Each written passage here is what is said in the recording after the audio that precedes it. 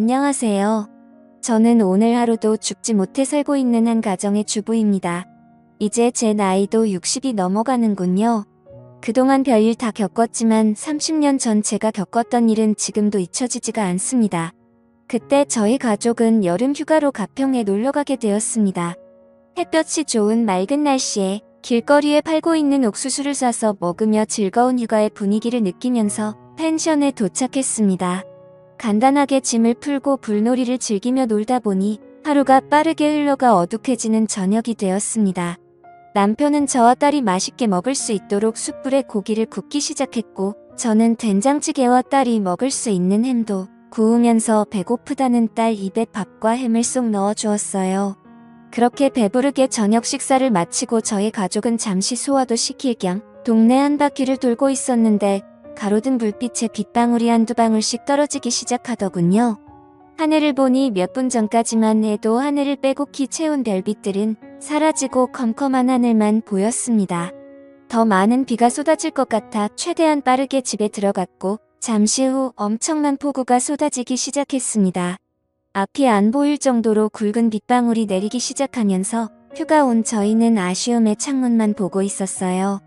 그렇게 아침에 일어나 보니 보슬비가 내리긴 했지만 거의 비가 그친 상태였고 딸은 잠시 밖에 나가고 싶다며 아침 일찍부터 일어나 펜션 주인이 키우는 강아지인지 꼬리치고 있는 계집을 보며 저를 보채기 시작했습니다. 결국 멀리 가지 말라고 말을 함과 동시에 급하게 밖으로 뛰어나갔어요. 남편은 짐을 싸고 있었고 저는 아침을 준비하며 강아지와 함께 놀고 있는 딸을 불렀는데 몇 번을 불러도 아무런 대답이 없길래 이상해서 밖으로 나가보니 어딜 갔는지 방금 전까지만 해도 있던 딸이 없어졌어요. 너무 놀라 남편을 불렀고 주변을 뛰어다니며 정신없이 찾아다녔지만 결국 찾지 못했습니다. 아침에 딸과 나는 몇 마디의 대화가 마지막일 거라고 전혀 생각하지 못한 저는 오열하다 정신을 잃었고 결국 그때 당시 6살이었던 딸은 저희 곁으로 다시는 돌아오지 못했어요. 너무 큰 충격으로 제정신이 아닌 세월을 살아온 저와 남편은 언젠가는 찾겠지, 언젠가는 만날 날이 있겠지 생각하며 희망을 가지고 하루하루 버티면서 살아왔어요. 그렇게 살아오다 보니 어느덧 30년이라는 시간이 지나버렸어요. 그만큼 저와 남편도 세월 앞에 장사 없다고 60대가 되어버렸어요.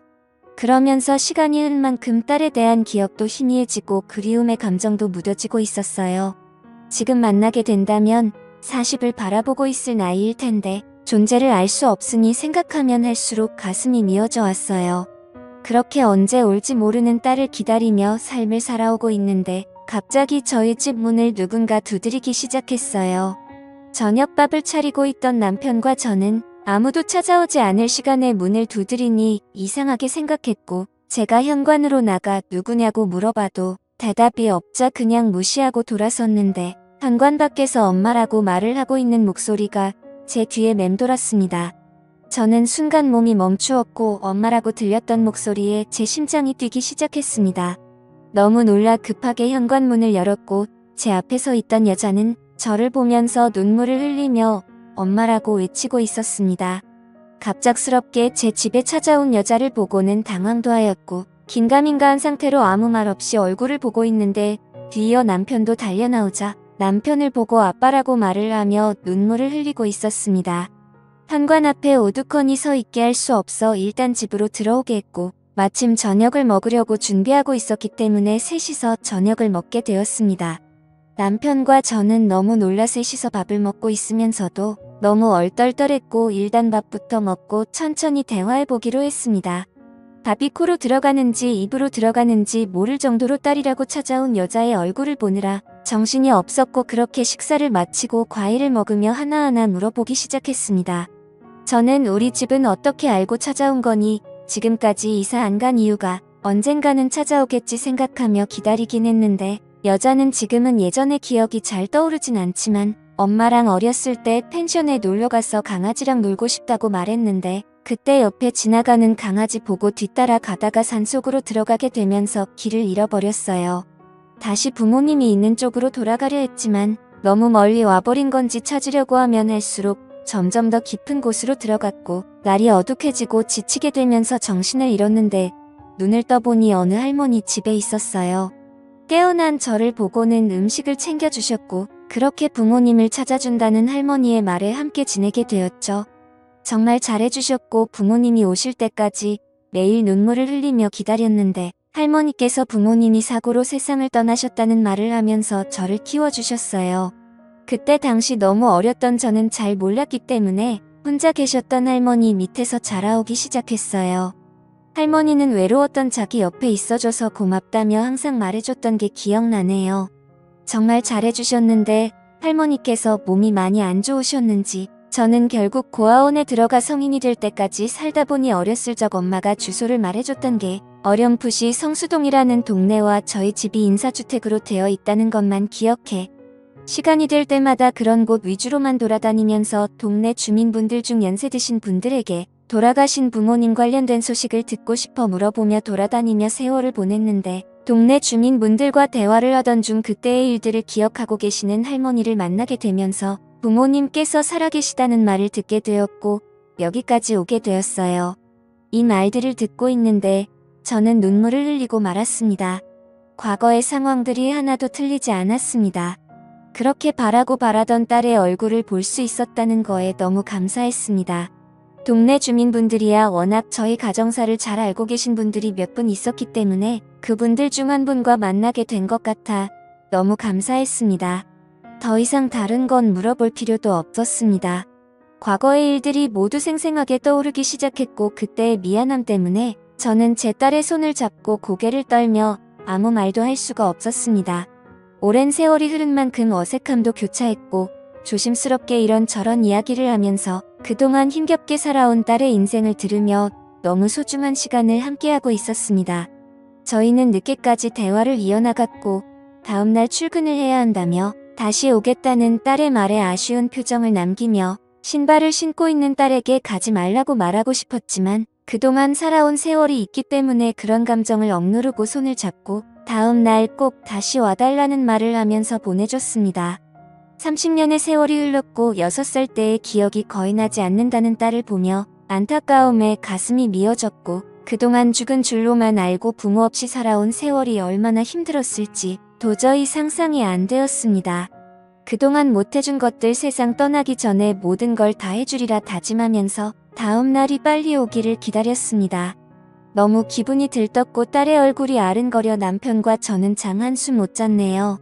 딸은 매일 저녁 저희 집에 찾아왔고 주말의 경우 아침부터 와서 함께 시간을 보내줬고 마음이 너무 앞선 저는 그동안 해주지 못했던 것들 해주려고 모든 걸 다 내어주었습니다. 힘들게 일하며 퇴근 시간에나 볼 수 있는 게 싫어해줄 수 있는 게 금전적으로 지원해주는 것밖에 없어 딸에게 카페 하나 차려줬고 매일 카페에서 시간을 함께 보냈네요. 그리고 살던 집에 어렸을 때의 딸의 방을 다시 리모델링해서 모든 걸 다시 새롭게 시작하며 서로가 점점 안정이 되고 자리가 잡힌 줄 알았는데 하나의 문제가 있었습니다. 예전부터 만나왔다던 남자가 있는데 정리했다고 말은 했지만 밤늦게 전화 오고 밖에서 통화하고 싸우는 소리가 들리다 보니 신경에 거슬리기 시작했습니다. 그런데 저녁에 보리를 보고 카페에 들어갔는데 딸이 말했던 그 남자와 단둘이 대화를 하고 있는 것 같았습니다. 저는 밖에서 그 남자가 나오기만을 한참 동안 기다렸고 밖으로 나오자마자 그 남자에게 다가가 경은 이 엄마라는 말을 하면서 따로 대화하기를 원한다며 다른 카페로 자리를 옮겼습니다. 그리고 딸에게 빚이 있다는 걸 듣게 되면서 갚지 않고 계속 도망치길래 정신적으로 너무 힘들다며 나중에 자기도 무슨 짓을 저지를지 모르는 이 엄마라면 대신 빚을 갚아달라고 저에게 화를 내기 시작했습니다.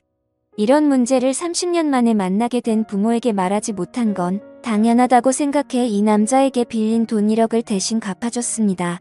경은이와 결혼할 줄 알고 장사한다는 거 모자란 보증금 빌려줬는데 나중에 원금까지 다 까먹었다며 돈은 받았으니 다시는 찾아오지 않겠다고 말하면서 상황을 마무리 지었습니다.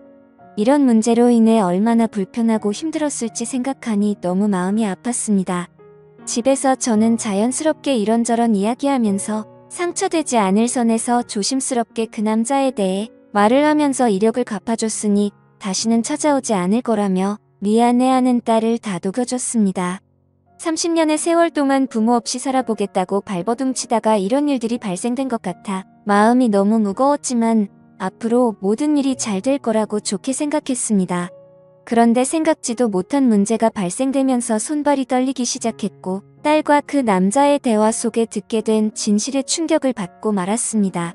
늦은 새벽 갈증이 나서 주방으로 내려가려고 하는데 딸이 밖으로 조용히 나가는 모습을 보게 되고 그 남자가 아니면 통화할 일이 없을 거라 생각해 또 접근하고 있는 건가 의심스러워 조심스럽게 현관 앞에서 통화하는 소리를 듣고 있었습니다.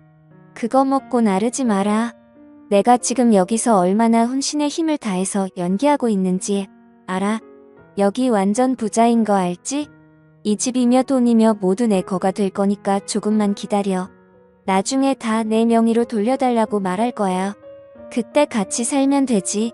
좀 답답해도 기다려. 이 사람들 살면 얼마나 살겠냐. 밑작업이 얼마나 중요한지 몰라. 일단 이력 받은 걸로 생활비 좀 하고 있어. 그리고 나 지금 이렇게 나와서 통화하면 안 돼. 제발 전화 좀 그만해. 이러다 들키겠어. 지금 거의 마무리되고 있는데 모든 계획이 실패했으면 좋겠어. 제발 생각 좀 하고 살자. 우리 인생도 좀 펴야 할 거 아니야.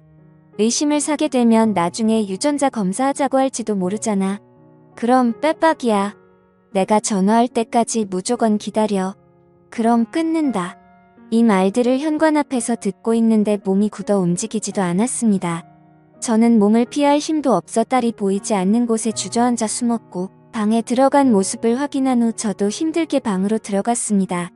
도저히 믿을 수 없는 말들을 듣게 되면서 무서움에 자고 있는 남편을 깨워 이 사실을 말하려 했지만 받아들이기가 너무 힘들었네요.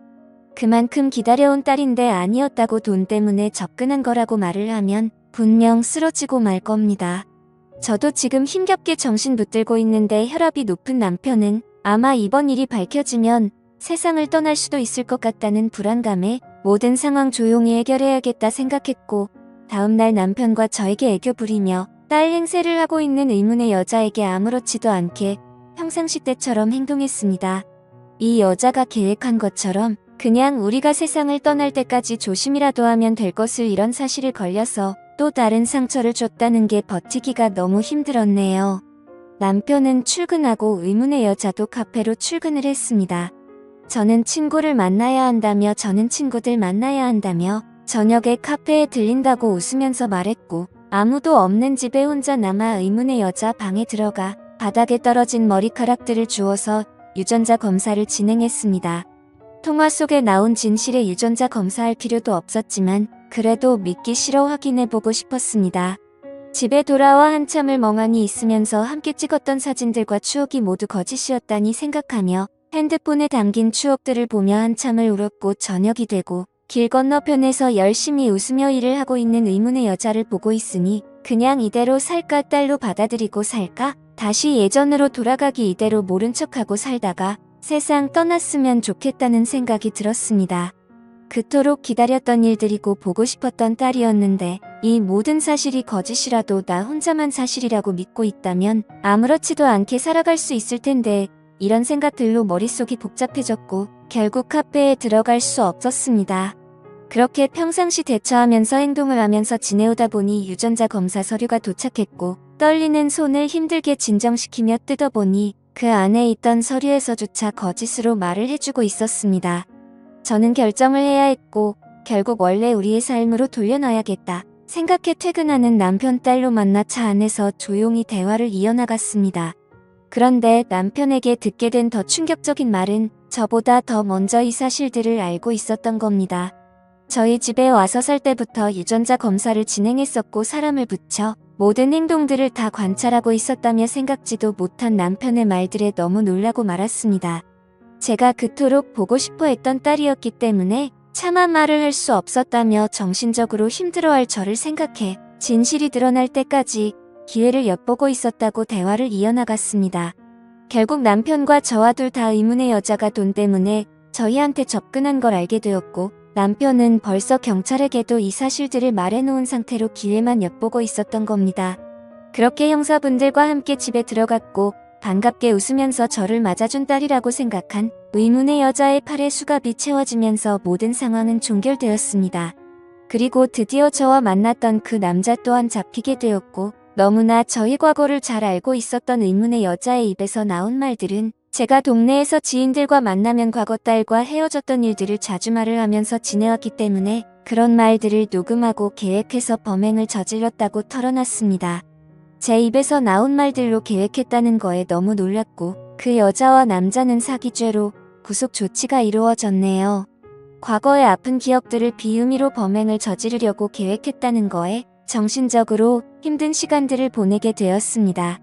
집에 들어와서 자식이라고 생각했던 그 여자와 함께한 화상의 흔적들을 지우면서 아직까지 돌아오지 않은 진짜 딸을 생각하며 눈물을 흘리고 말았습니다. 언젠가 분명 살아있고 엄마 아빠를 찾고 있을 우리 딸 경은아, 만약 이 사연을 접하게 된다면 꼭 연락 바란다. 보고 싶다. 그래도 세상 떠나기 전에 얼굴 한번 보고 싶구나. 어디에서 살고 있던 항상 행복하게 지내고 있길 바란다. 지금까지 제 사연을 읽어주셔서 감사드립니다.